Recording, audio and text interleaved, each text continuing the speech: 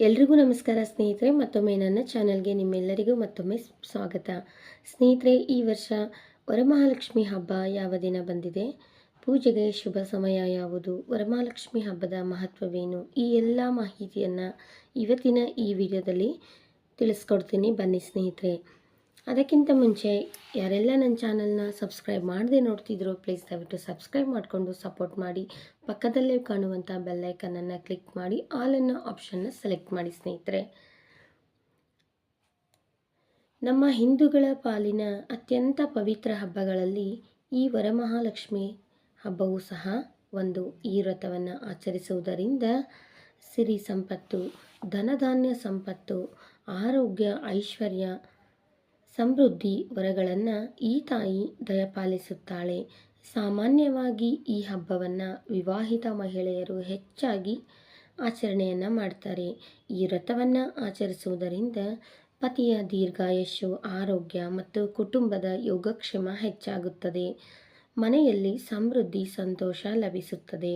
ವರಮಹಾಲಕ್ಷ್ಮಿ ಹಬ್ಬದ ದಿನ ಲಕ್ಷ್ಮಿಯನ್ನು ಪೂಜಿಸುವುದರಿಂದ ಲಕ್ಷ್ಮಿಯ 8 ರೂಪಗಳನ್ನು ಪೂಜಿಸಿದ ಪುಣ್ಯಫಲ ನಮ್ಮದಾಗುತ್ತದೆ. ಹಾಗಾಗಿ ಈ ವರ್ಷ 2026ರಲ್ಲಿ ಯಾವ ದಿನ ವರಮಹಾಲಕ್ಷ್ಮಿ ಹಬ್ಬ ಬಂದಿದೆ, ಲಕ್ಷ್ಮಿಯನ್ನು ಕೂರಿಸುವ ಒಂದು ಶುಭ ಲಗ್ನಗಳು ಯಾವುವು, ಶುಭ ಸಮಯ ಯಾವುದು ಅನ್ನೋದನ್ನು ಇವತ್ತಿನ ವಿಡಿಯೋದಲ್ಲಿ ತಿಳ್ಕೊಳ್ಳೋಣ. ಬನ್ನಿ ಸ್ನೇಹಿತರೆ. ಮುಖ್ಯವಾಗಿ ವರಮಹಾಲಕ್ಷ್ಮಿ ಹಬ್ಬವು 2026ರಲ್ಲಿ ಶ್ರಾವಣ ಮಾಸದ ಆಗಸ್ಟ್ 21ನೇ ತಾರೀಕು, 2ನೇ ಶುಕ್ರವಾರ, ಶ್ರಾವಣ ಮಾಸದ 2ನೇ ಶುಕ್ರವಾರ ಪ್ರತಿ ವರ್ಷವೂ ಸಹ ನಾವು ವರಮಹಾಲಕ್ಷ್ಮಿ ಹಬ್ಬವನ್ನು ಆಚರಣೆ ಮಾಡ್ತೀವಿ. ಹಾಗಾಗಿ 2026ರಲ್ಲಿ ಆಗಸ್ಟ್ 21ನೇ ತಾರೀಕು ಶುಕ್ರವಾರ ದಿವಸ ನಾವು ವರಮಹಾಲಕ್ಷ್ಮಿ ಹಬ್ಬವನ್ನು ಆಚರಣೆ ಮಾಡ್ತೀವಿ ಸ್ನೇಹಿತರೆ. ಇನ್ನು ಅತ್ಯಂತ ಶುಭ ಮುಹೂರ್ತ ಅಂದರೆ ಬೆಳಗ್ಗೆ 6:30 ಬೆಳಗ್ಗೆ 8 ಗಂಟೆವರೆಗೂ ಈ ಒಂದು ಸಿಂಹ ಲಗ್ನದಲ್ಲಿ ವರಮಹಾಲಕ್ಷ್ಮಿಯನ್ನು ನಾವು ಪ್ರತಿಷ್ಠಾಪನೆ ಮಾಡಿ ಪೂಜೆಯನ್ನು ಮಾಡೋದ್ರಿಂದ ಸಕಲ ಇಷ್ಟಾರ್ಥಗಳು ಸಹ ನೆರವೇರುತ್ತೆ ಅಂತ ಹೇಳ್ತಾರೆ ಸ್ನೇಹಿತರೆ. ಇನ್ನು ಆ ಸಮಯದಲ್ಲಿ ಆಗಲ್ಲ ಅನ್ನೋರು ಮಧ್ಯಾಹ್ನ ವೃಶ್ಚಿಕ ಲಗ್ನ, ಮಧ್ಯಾಹ್ನ 1 ಗಂಟೆಯಿಂದ 3:15 ಈ ಒಂದು ಶುಭ ಸಮಯದಲ್ಲಿ ನಾವು ಲಕ್ಷ್ಮಿಯನ್ನು ಕೂರಿಸಿ ಪೂಜೆಯನ್ನು ಮಾಡ್ಬೋದು. ಇನ್ನು 3ನೇದು ಅತ್ಯಂತ ಶುಭ ಲಗ್ನ ಅಂತ ಹೇಳ್ತೀವಿ, ಗೋಧೂಳಿ ಸಮಯ ಅಂತ ಹೇಳ್ತೀವಿ.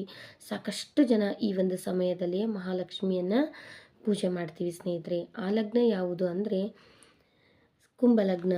ಸಂಜೆ 7 ಗಂಟೆಯಿಂದ 8:30 ಈ ಒಂದು ಲಗ್ನ ಇರುತ್ತದೆ. ಇದು ಅತ್ಯಂತ ಶುಭ ಲಗ್ನ ಅಂತ ಹೇಳ್ತಾರೆ ಸ್ನೇಹಿತರೆ.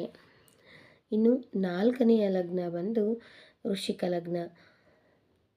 ರಾತ್ರಿ 11:45 ಬೆಳಗಿನ ಜಾವ 1 ಗಂಟೆವರೆಗೂ ಈ ಒಂದು ಲಗ್ನ ಇರುತ್ತದೆ. ಈ ಸಮಯದಲ್ಲೂ ಸಹ ನಾವು ವರಮಹಾಲಕ್ಷ್ಮಿಯನ್ನು ಕೂರಿಸಿ ಪೂಜೆಯನ್ನು ಮಾಡ್ಬೋದು ಸ್ನೇಹಿತರೆ.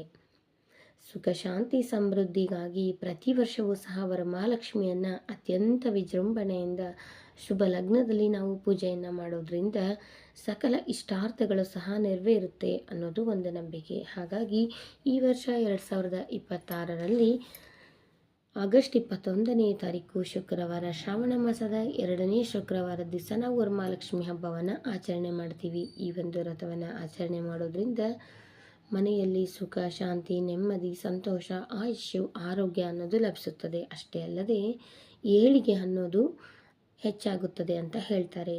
ಇನ್ನು ಈ ಒಂದು ದೇವಿಯನ್ನು ಪೂಜೆ ಮಾಡೋದ್ರಿಂದ ದೀರ್ಘ ಸುಮಂಗಲಿತನ ಅನ್ನೋದು ಲಭಿಸುತ್ತದೆ ಅಂತಲೂ ಸಹ ಹೇಳ್ತಾರೆ. ತಿಳ್ಕೊಂಡ್ರಲ್ಲ ಸ್ನೇಹಿತರೆ, ಈ ವರ್ಷ ಯಾವ ದಿನ ವರಮಹಾಲಕ್ಷ್ಮಿ ಹಬ್ಬವನ್ನು ಆಚರಣೆ ಮಾಡಬೇಕು, ಯಾವ ಸಮಯದಲ್ಲಿ ಲಕ್ಷ್ಮಿಯನ್ನು ಕೂರಿಸಿದ್ರೆ ಅತ್ಯಂತ ಶುಭ ಅನ್ನೋದನ್ನು ಇವತ್ತಿನ ವಿಡಿಯೋದಲ್ಲಿ ತಿಳಿಸ್ಕೊಟ್ಟಿದ್ದೀನಿ. ಮತ್ತು ಮುಂದಿನ ವಿಡಿಯೋದಲ್ಲಿ ವರಮಹಾಲಕ್ಷ್ಮಿ ಹಬ್ಬಕ್ಕೆ ನಾವು ಯಾವೆಲ್ಲ ವಸ್ತುಗಳನ್ನ ಸಿದ್ಧಪಡಿಸಿ ಇಟ್ಕೊಳ್ಬೇಕನ್ನೋದನ್ನು ಸಂಪೂರ್ಣವಾದ ಮಾಹಿತಿಯನ್ನು ಮುಂದಿನ ವಿಡಿಯೋದಲ್ಲಿ ತಿಳಿಸ್ಕೊಡ್ತೀನಿ. ಈ ವಿಡಿಯೋ ನಿಮ್ಮೆಲ್ರಿಗೂ ಇಷ್ಟ ಆಗಿದ್ರೆ ಈ ವಿಡಿಯೋ ಒಂದು ಲೈಕ್ ಮಾಡೋದನ್ನು ಮರಿಬೇಡಿ. ಹಾಗೆ ಹೊಸಬ್ರು ಯಾರಾದರೂ ನನ್ನ ಚಾನಲ್ನ ನೋಡ್ತಾ ಇದ್ದರೆ ಪ್ಲೀಸ್ ದಯವಿಟ್ಟು ಸಬ್ಸ್ಕ್ರೈಬ್ ಮಾಡಿಕೊಂಡು ಸಪೋರ್ಟ್ ಮಾಡಿ. ಮತ್ತೊಂದು ವಿಡಿಯೋದೊಂದಿಗೆ ಮತ್ತೆ ಸಿಗ್ತೀನಿ.